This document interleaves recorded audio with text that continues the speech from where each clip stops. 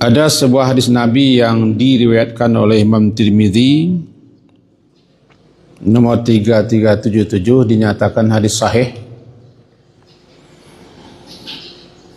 bahwa Nabi sallallahu alaihi wasallam bersabda, "Ala ukhbirukum, apakah mau kamu aku tunjukkan, aku beritakan atau aku sampaikan kepada kamu, yaitu bi khairi a'malikum, amalan-amalan yang terbaik untukmu, wazkaha, paling suci dianya di sisi Tuhanmu, wa arfa'iha fi darjatikum, dan paling bisa meninggikan derajat kamu di sisi Allah, wa khairun, juga lebih baik bagi kamu daripada menginfakkan az-zahab wal fiddah, menginfakkan emas dan perak. Bahkan khairul lakum, lebih baik bagi kamu min antal qawaduwakum, daripada kamu berjumpa bersua dengan musuhmu, fatadribu ana kaum, lalu kalian atau kamu memancung lehernya, wadribu anakum, atau merekalah yang memancung leher kamu. Kalau mendengar itu berkata sahabat, bala ya Rasulullah, baik Rasulullah. Kata beliau, zikrullahi ta'ala, berzikir mengingat Allah Ta'ala. Mari kita pahami sabda Rasulullah. Yang pertama dulu, Rasulullah SAW itu terkadang memancing keingintahuan orang, merangsang, memotivasi supaya orang tahu akan sebuah amal, sebuah perbuatan, sebuah kebaikan. Maka kadang beliau mengajukan pertanyaan tapi sifatnya supaya orang penasaran. Apalagi manusiaku kan memang kepo, ingin tahu tarikh. Lalu beliau jelaskan, ala ukhbirukum, apakah tidak mau kamu, atau apakah kalian lebih mau aku tunjukkan? Beliau berkata kepada para sahabat-sahabat, dan kita tahu sahabat-sahabat Nabi itu orang yang paling antusias, paling sangat ingin untuk beribadah kepada Allah, melakukan ketaatan kepada Allah, untuk bermasalah. Pancing Rasulullah tadi tentu bagi sahabat-sahabat sangat menghina. Diawali Rasulullah, yang akan aku beritahu kepada kamu adalah, jika kamu mengamalkannya, itu sebaik-baik amalanmu. Satu, azkah, yang paling suci dianya di sisi Tuhanmu. Dua, warfa'aiha, dan lebih dapat meninggikan derajatmu. Bahkan lebih baik daripada kamu menginfakkan emas, perak. Bahkan juga lebih baik daripada kamu bertemu dengan musuh. Tentu maksudnya musuh orang kafir. Jika kamu bertemu dengan musuhmu lalu kalian pancung lehernya, atau mereka yang mancung lehermu, lebih baik amalannya Rasulullah, zikrullah, berzikir kepada Allah. Nah, kalau begitu kenapa kita ambil satu petunjuk? Yang pertama, zikir yang betul-betul zikir, zikir lisan dan zikir hati. Bukan hanya gerak-gerak bibir, tapi zikir yang dipahami, yang dimengerti. Lalu kita ucapkan zikir itu sesuai dengan tuntunan petunjuk Rasulullah. Dan kita baca sesuai pula dengan tuntunan Rasulullah. Maka zikir yang demikian itu menyamai, bahkan melebihi daripada amalan-amalan lainnya. Bahkan dia lebih baik dari jihad fisabilillah, berperang.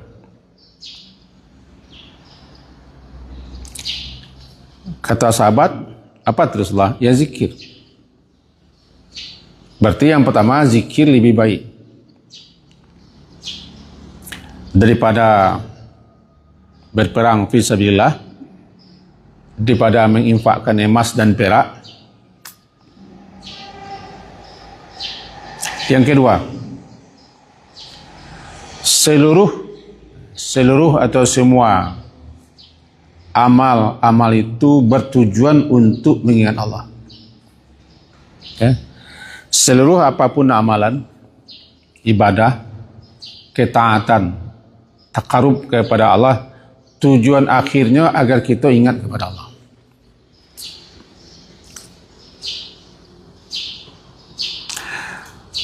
Dan mengingat Allah itu adalah tujuan. Salat sarana yang kita pakai untuk mengingat Allah. Aqimis salah li dzikri. Dalam surat Taha, dirikanlah olehmu salat untuk mengingatku. Berkorban, berpuasa, dan segala macam amalan-amalan itu, tujuan akhirnya adalah untuk zikir mengingat Allah. Di situ letaknya, zikir itu lebih mulia, lebih suci, lebih banyak kebajikannya, lebih dapat mendekatkan diri kepada Allah dibanding amal-amal semua. Karena tujuan lebih utama daripada sarana. Begitu hebatnya zikir, ya lebih utama daripada jihad fisabilillah kan.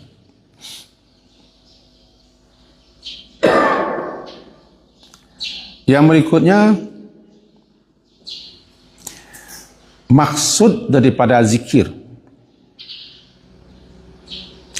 adalah zikir secara sempurna. Maksud zikir sempurna diucapkan dengan lisan, direnungkan di hati, dan diketahui apa maksud ucapan yang kita baca itu. Sekaligus menghadirkan dalam hati kita tentang kebesaran, keagungan, kemahasempurnaan Allah. Zikir itu namanya zikir sempurna. Jadi bukan zikir hanya geleng atau boya-oyak, atau zikir sekadar buah bibir tapi tidak meresap dalam hati, dan kita pun tidak tahu apa yang kita zikirkan.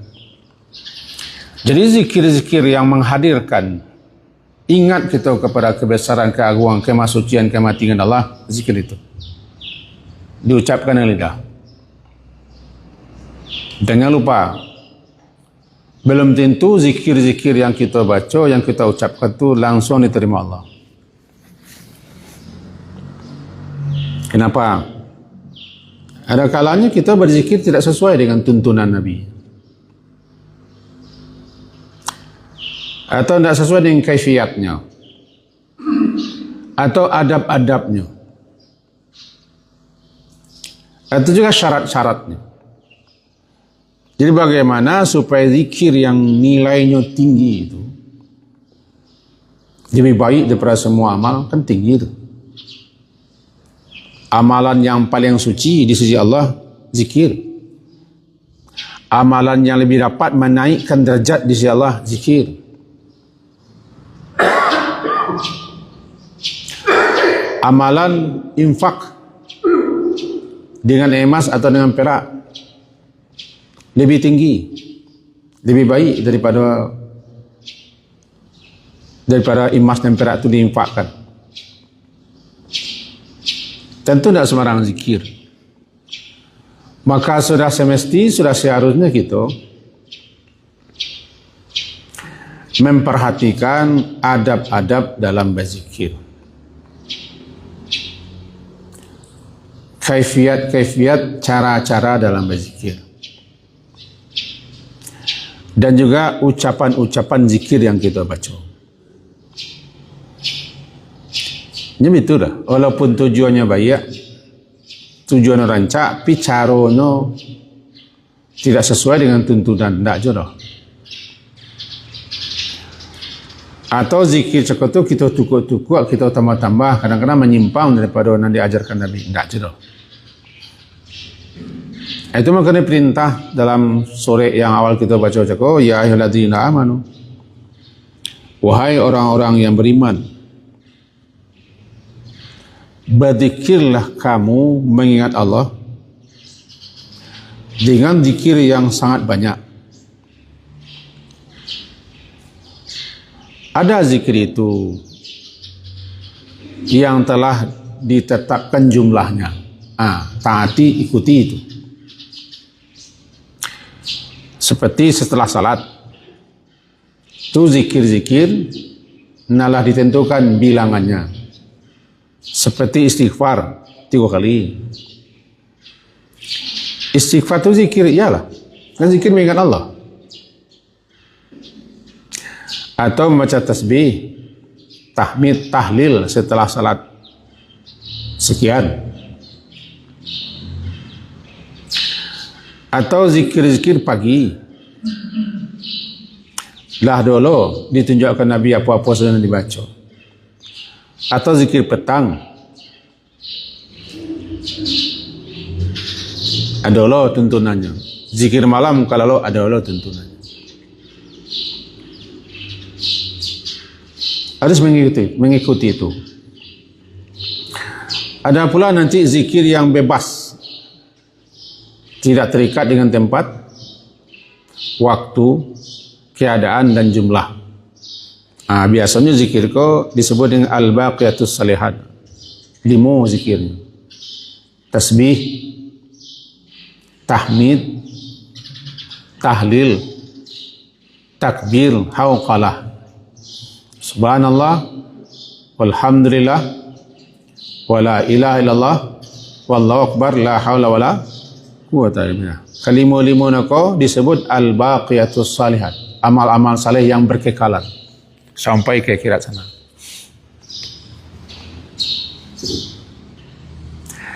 Maka tepatilah, luruskanlah, benarkanlah zikir-zikir yang kita baca sesuai dengan tuntunan. Syarat diterima sebuah amal, pertama ikhlas, yang kedua akan mengikuti tuntunan Rasulullah sallallahu alaihi wasallam. Kemudian jangan lupa, kalau kita membaca zikir, hendaklah kita pahami, kita mengerti apa yang kita baca. Karena menyebut-nyebut, membilang-bilang, tapi kita tidak paham apa isinya, apa kandungannya. Itu tentu kesannya, pengaruhnya, bekasnya ke dalam jiwa kita tidak sebaik pada zikir yang kita pahami. Itu hadis pertama. Yang kedua, dalam hadis riwayat Imam Bukhari dan Muslim sahih, kata Abu Hurairah, ja'al fuqara ila nabi, orang-orang miskin, orang-orang fakir datang menemui Nabi sallallahu alaihi wasallam. Lalu mereka berkata, zahaba al-duthur minal amwal bidratil ula wan naimil muqim. Ya Rasulullah, orang-orang kaya, namanya ahlud duthur, orang-orang kaya atau zahab, orang yang punya, Mereka telah pergi membawa berbagai macam pahala yang banyak.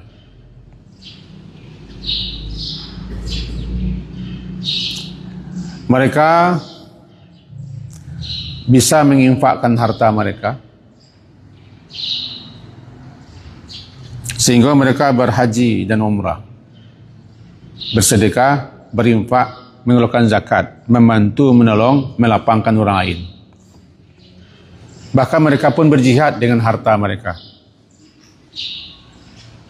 Malahan mereka mengajar, justru mereka yang mengorbankan waktu mereka, harta mereka.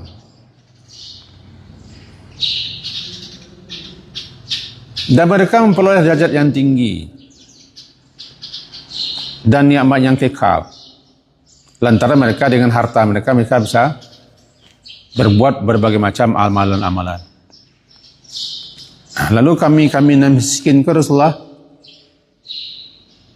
ketika pergi haji tidak ada biaya, umrah tidak ada biaya. Yahujjuna biha wa ya'tamiruna. Mereka berhaji dengan harta mereka, mereka berumrah dengan harta mereka, wa yujahiduna, mereka berjihad dengan harta mereka, wa yatasaddaquna, mereka bersedekah dengan harta mereka. Kami tidak ada. Tentu beliau-beliau itu oranglah mulia-mulia Rasulullah. Namanya zahaba ahlud dusur. Telah pergi orang-orang kaya membawa pahala yang tidak terhingga, tidak terhitung, yang tidak bisa kami lakukan. Kalau Rasulullah itu kan beliau memahami itu. Beliau cepat menangkap apa maksud sahabat. Kata beliau, ala uhaddithukum. Laiyamuh kalian, aku ceritakan, aku beritakan, aku sampaikan bi amrin, dengan suatu perkara. In akhadtum bihi, jika kamu mengamalkannya, menjadikannya menjadi amalan, adraktum man sabaqakum, kamu bisa menyusul orang yang telah dahulu itu. Orang kaya bisa kamu susul.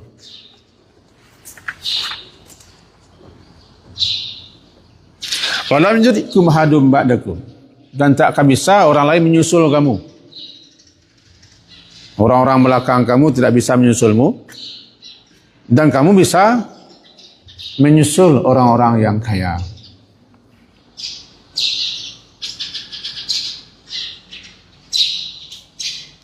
Lalu apa kata Rasulullah selanjutnya? Untuk itu bertasbihlah kalian, bertahmaduna, bertahmidlah, memuji Allah, bertukabbiruna, bertakbirlah, khalfa kulli salatin salatan wa salasin, 33 kali setiap selesai salat. Maka di situ dapat kita pahami, orang yang merutinkan zikir setiap habis salat dengan jumlah bilangan 33, adalah nanti bilangan yang 10 lah, tapi ikut sampai yang 33. Bertahmid, bertasbih 33 kali, bertahmid 33 kali, bertakbir 33 kali. Setiap selesai salat kalian bisa menyusul orang-orang kaya. Kenapa? Kalau kami panggakkan salat, orang kaya salat je. Kami puasa, orang kaya puasa je. Tapi ketika mereka bersedekah, kami tidak bisa lah. Ketika mereka berinfak, kami tidak lah. Ketika mereka berjihad, kami tidak bisa berjihad. Kalau ketika mereka berkorban, kita tidak bisa korban. Ketika orang membeli 4 buku Quran untuk orang puasa, kita tidak bisa membeli 4 buku Quran. Begitu seterusnya. Tidak bisa mentunai yatim, orang miskin. Tapi orang kaya bisa Rasulullah.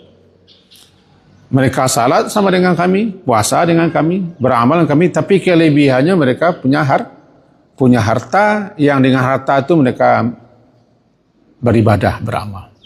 Diwujud Rasulullah.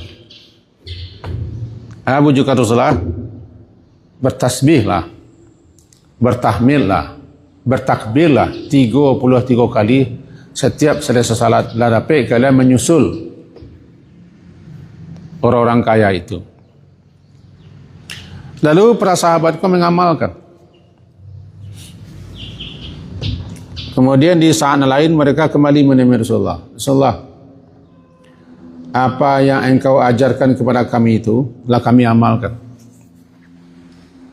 Yang pertama tasbih, tahmid, takbir dan segala macam. Cuman Rasulullah, tahu lo orang kaya itu.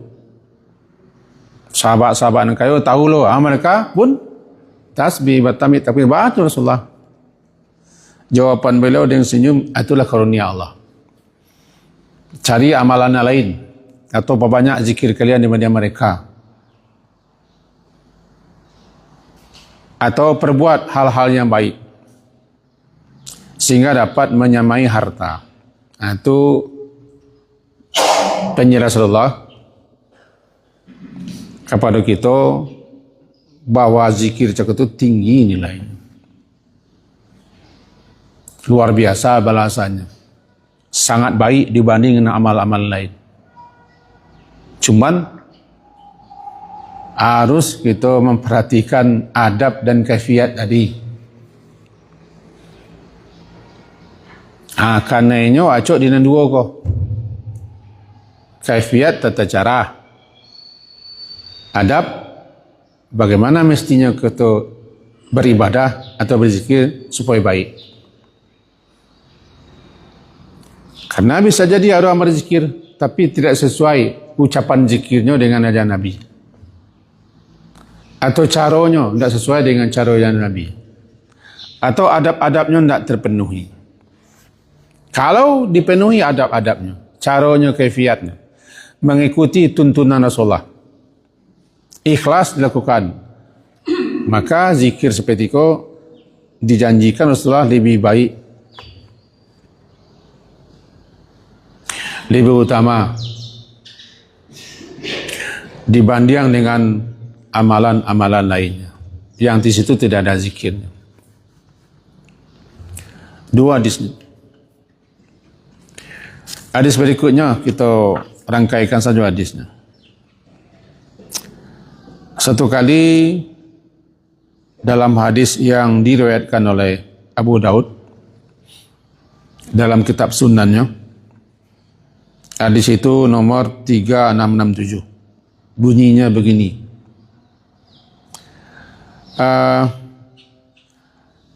La aq'uda ma'a qaumin yadhkuruna Allah Ta'ala min salatil ghada hatta tatla syamsu ahabbu ilai.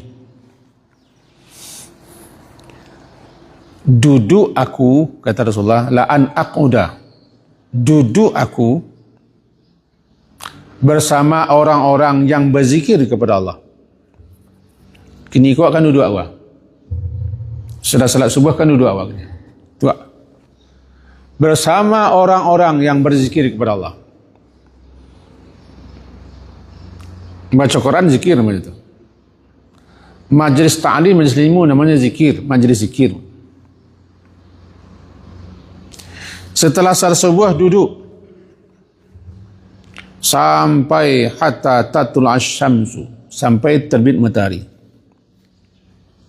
Ahabbu ilayya, lebih aku senangi, lebih aku cintai, min an wa'tika arba'atam min waladi Ismail, daripada memerdekakan 4 orang budak keturunan Nabi Ismail.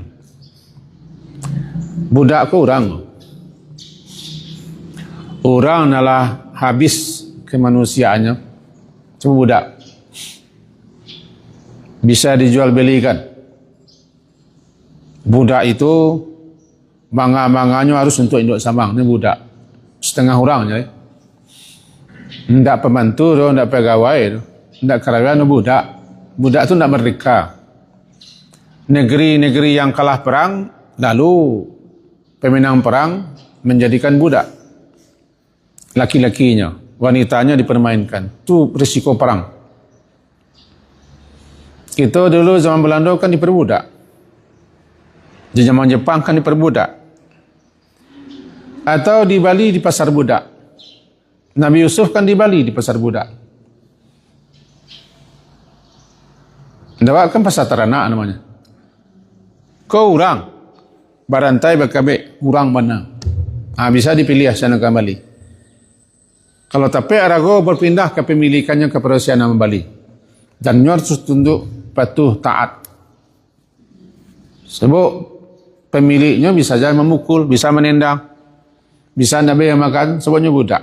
Itu hinanya jadi budak. Islam datang untuk membebaskan perbudakan. Sehingga sanksi-sanksi, hukuman-hukuman kalau melanggar disuruh memerdekakan budak. Kalau orang tu berlainan dengan binatang. Binatang tidak bisa mengapa-ngapa. Bertanak kan tidak bisa gerepul kan. Ini yang parak tidak bisa.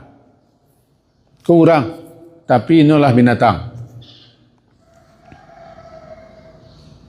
Bisa dibalik pasal budak atau keturunan budak aja. Melepaskannya, membebaskannya daripada belenggu perbudakan nilainya luar biasa tinggi. Sebab kita membebaskan manusia, menjadi manusia balik. Barangkali tidak ada zaman awak, tak ada di negara awak, sehingga tak terbayang kita. Mana maha kambing pada orang? Halo? Mana maha kambing pada orang? Jawi, kabau pada orang, maha orang. Tapi kedua-keduanya bisa dibalik.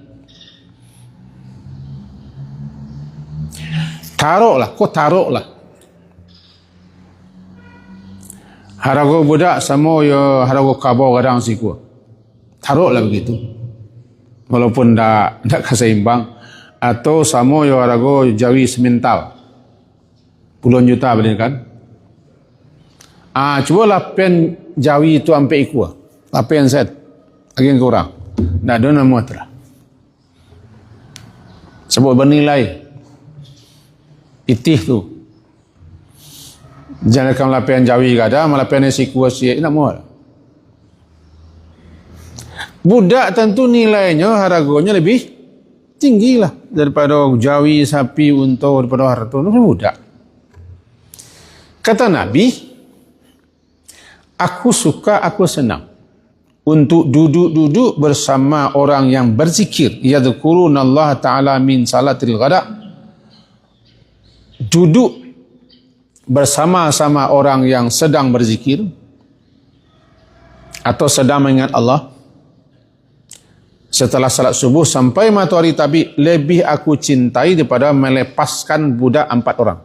Budak-budak mulia, budak-budak terhormat. Itu berarti kalau kita duduk kini andai-andai sajalah ada biaya sapi yang paling kadang tu bisa puluhan juta. Nah, berarti sepagi ko lah do sedekah kita, nilai kita sekian ratus juta. Kalau kita banding angko-angkonya. Nah, aku senang, aku suka duduk di masjid bersama orang-orang berzikir sampai matahari terbit. Karena nilainya, fadilahnya, keutamaannya, manfaatnya, ganjaran pahalanya melebihi memerdekakan budak sampai orang. Atau kini baik perbandingan melebihi daripada malapehan Jawi kadang sampai ikut. Walaupun tak sama, tapi itu hanya sebagai suatu perbandingan. Itu duduk di masjid itu jangan dianggap lapis. Bahkan malaikat sebubar kita di masjid ini bubar loh, melapor kepada Allah. Allah tidak betul laporan. Akhirnya malaikat-malaikat yang hadir di majlis zikir itu, Allah angkat mereka jadi saksi. Hai kalian malaikat semua yang hadir di majlis zikir, di majlis ta'lim,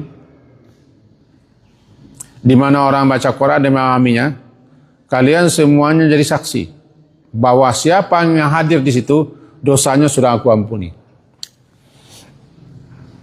Kalau benarlah niat kita duduk di masjid, ikhlas niatnya duduk untuk berzikir. Baik zikir sendiri ataupun zikir dalam dikata membaca Quran atau zikir dalam itu ta'lim. Bertahannya duduk. Itu mempunyai nilai yang sangat tinggi di sisi Allah. Cuma kan tak semua orang luar mau tahan. Sampai matahari terbit, melebihi daripada menginfakkan, membebaskan budak sampai orang.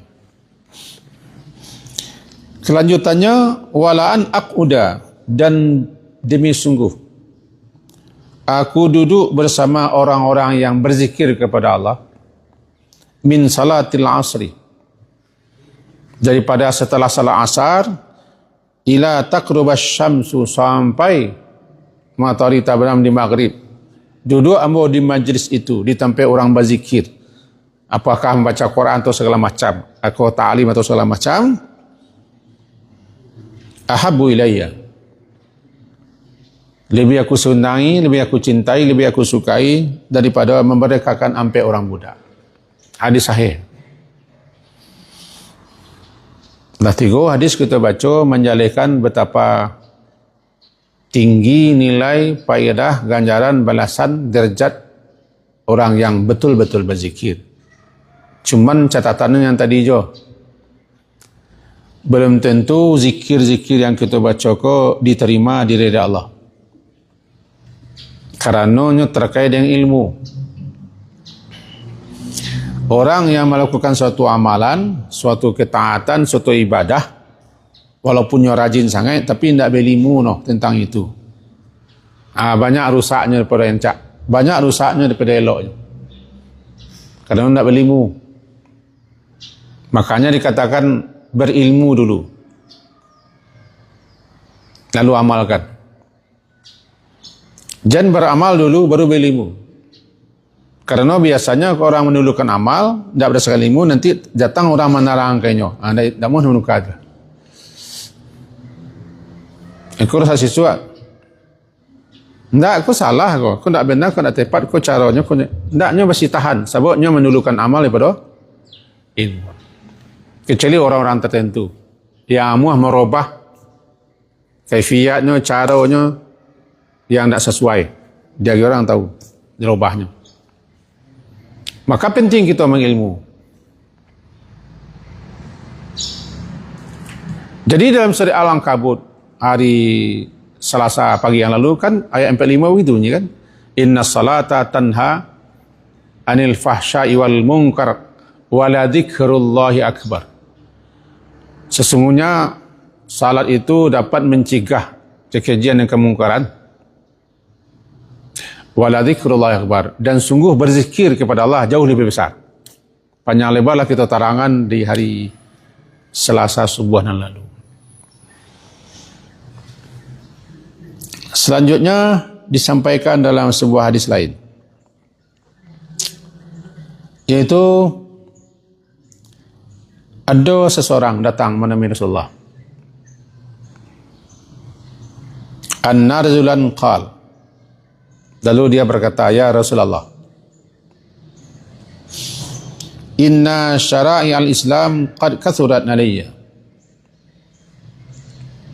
Sesungguhnya syariat Islam telah banyak yang aku tahu, dan telah banyak pula yang aku amalkan. Syariat Islam.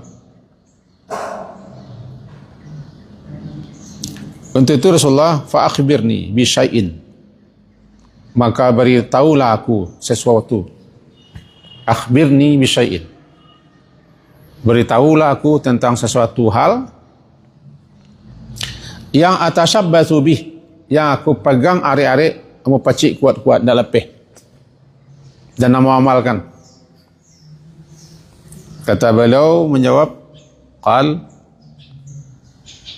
la yazalu lisanuka ratban min dzikrillah, hendaklah lidahmu itu basah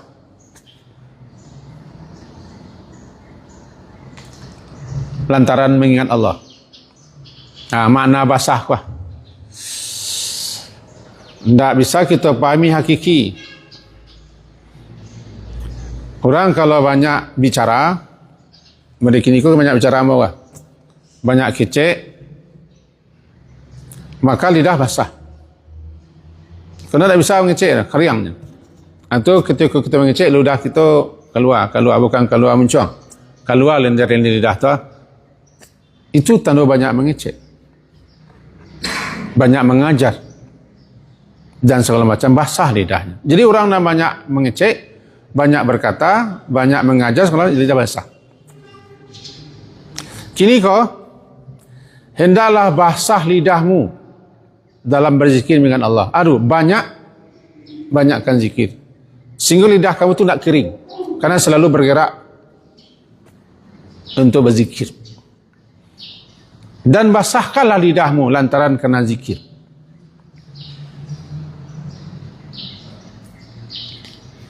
Sampai nanti engkau mati dalam keadaan seperti itu. La yazalu lisanuka, selalulah hendaknya lisanmu basah lantaran berzikir dengan Allah. Nah, pacik korek Nabi. Ganggam teguh-teguh. Amalkan. Bukan hanya ilmu tapi amalkan. Dan memang zikir itu sebagaimana disebutkan oleh para ulama kan, dulu pernah kita singgung dulu bahasa zikir itu bagi hati laksana air bagi ikan. Ikan kalau masuk ke air, apalagi air kandang, makanya menemui ketenangan di situ. Zikir itulah. Orang kalau berzikir, nya tenang, menenteramkan hati, menenteramkan jiwa, sama dengan tenangnya ikan masuk air. Tapi kalau hati itu tidak berzikir, jarang berzikir, hati itu gersang dan tandus. Bagaikan ikan sedikit airnya. Atau bagaikan ikan dipisahkan dengan air. Ujung-ujungnya mati hati. Ujung-ujungnya mati ikan. Sama dengan mati hati. Jadi untuk menghidupkan hati, berzikir. Ala bidzikrillahi tatmainul qulub. Ingatlah bahawa berzikir kepada Allah itu menenangkan hati, menenteramkan jiwa. Jadi sebenarnya hati kita tidak bisa lapih daripada zikir. Sebab itu kebutuhan hati. Menenangkan hati, menenteramkan jiwa. Berzikirlah sebanyak-banyak. Ayat bunyinya kan uzkurullah dzikran katsira. Berzikirlah kamu dengan Allah dengan sebanyak-banyak zikir. Penuhi syaratnya, kaifiatnya, adabnya. Hati kita kok bisa berkarat.